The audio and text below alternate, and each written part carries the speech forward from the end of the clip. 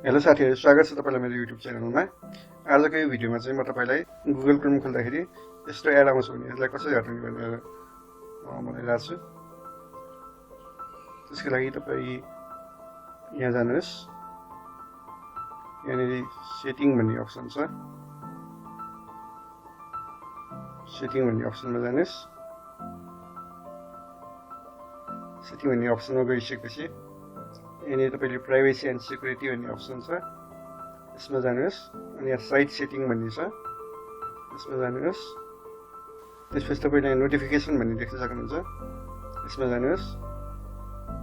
नोटिफिकेसनमा गइसकेपछि तपाईको यहाँ ब्लक भनेर यहाँ मुनि छ। यिनीहरु सबैलाई हटाइदिनुहोस्। रिमुभ तपाईँ साइडमा थिच्दै रिमुभ गर्नुहोस्।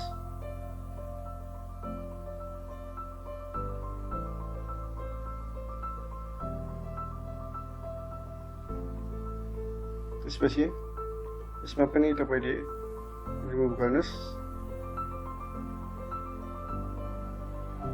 यसमा पनि रिमुभ गर्नुहोस् र फेरि ब्राउजरलाई रिस्टार्ट गर्नुहोस्। त्यसपछि तपाईको त्यस्तो पपअप एडहरु आउँदैन, नोटिफिकेसनहरु कुनै पनि आउँदैन। साथीहरु, आजको लागि यो भिडियो यति नै। यदि यो भिडियो मन परेमा प्लिज यो च्यानललाई सब्स्क्राइब गरिदिनु होला। Thank you for watching this video.